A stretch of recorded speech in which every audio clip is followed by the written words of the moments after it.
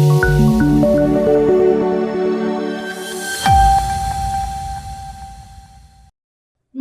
મચ્છુ નદીના પટમાં સ્વામિનારાયણ સંસ્થા દ્વારા દીવાલ બનાવવાનો મામલો. મોરબીમાં મચ્છુ નદીના પટમાં સ્વામિનારાયણ સંસ્થા દ્વારા દીવાલ બનાવવાનો મામલો.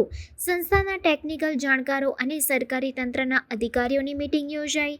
DILR બાદ હવે SLR વિભાગ દ્વારા જગ્યાની માપણી કરવામાં આવશે. જગ્યા સંસ્થાની માલિકીની હશે તો પણ GDCRના નિયમો મુજબ નદી કાંઠેથી જગ્યા 15 ફૂટ અથવા તો 30 ફૂટ મૂકવાની થાય છે. હાલ જૂની દિવાલ સંસ્થાએ ઊંચી કરેલ છે તે આવતીકાલથી તોડીને નીચી કરવામાં આવશે. સ્વામિનારાયણ BAPS સ્વામિનારાયણ મંદિરનું જે બાંધકામ છે અને જે નદી તરફની દિવાલ એ સંદર્ભે 2 વખત અહીંથી નોટિસ આપવામાં આવી. મામલતદારશ્રીએ પણ એક પોર્શન માટે નોટિસ આપેલી છે. નગરપાલિકાએ પણ GDCRના નિયમો મુજબ નોટિસ આપેલી. સંસ્થા દ્વારા થોડી રજૂઆતો હતી એટલે એમણે આજે અહીંયા કલેક્ટર સાહેબને એપ્રોચ કરેલો.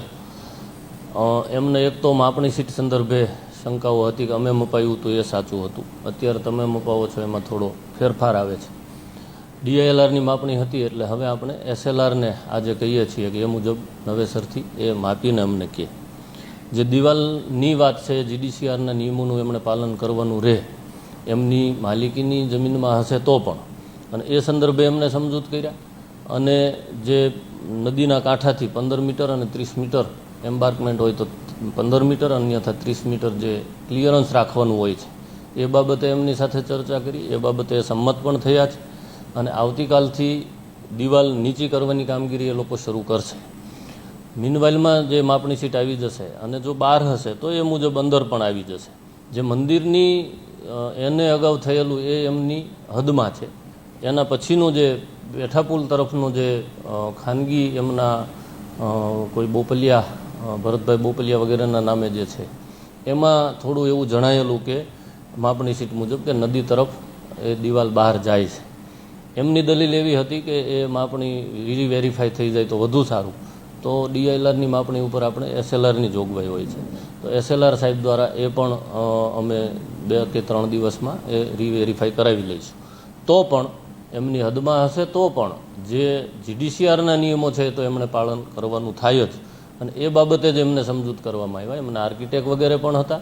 એમના ધ્યાને પણ મૂક્યું કે બિલ્ડિંગ બાયલોઝ અને જે GDCRના નિયમો છે, જે વોટર બોડીઝથી કેટલું અંતર જાળવવાનું હોય એ મુજબના અંતર જાળવવા એ બંધાયેલા છે. એ બાબતે સંમત પણ થયા છે અને એ સંદર્ભે એ આવતીકાલથી એમની જે દિવાલ નીચી કરવાની કામગીરી શરૂ કરવા પણ સંમત થયા છે. દિવાલ નીચી જ ખાલી કરવામાં આવશે કે આખી દિવાલ મૂળ સ્ટેટ વખતની તો પ્રોટેક્શન વોલ હતી જ, એટલે એ જે પ્રોટેક્શન વોલ હતી ત્યાં સુધી તો એમનું માપણી મુજબ પણ છે, એમનું ટીપણ મુજબ જે એમણે ખરીદેલી જમીન મૂળ માલિકો પાસેથી. એટલે જે માલિકીનો વિવાદ નથી આવતો આમાં, પણ GDCRનો નિયમ આવે ને GDCRમાં એવું છે કે નદીના કાંઠાથી કેટલું માર્જિન ક્લિયરન્સ રાખવાનું હોય એ બાબત એમને સમજૂત કરવામાં આવ્યા છે.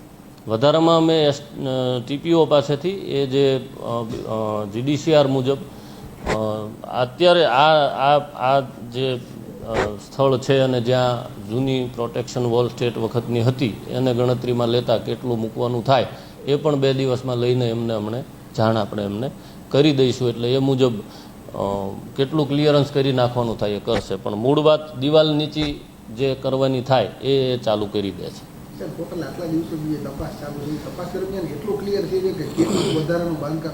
વધારામાં એમની હદમાં છે, એમનું ટીપણ મુજબ, માપણી મુજબ, એમનું એને થયેલા મુજબ સંસ્થાન પોતાની હદમાં છે. એટલે દબાણ નથી, પણ જે GDCRના નિયમો મુજબ નદી હોય ત્યાં જે એમણે ક્લિયરન્સ મૂકવાનું હોય એ મૂકવાનું થશે.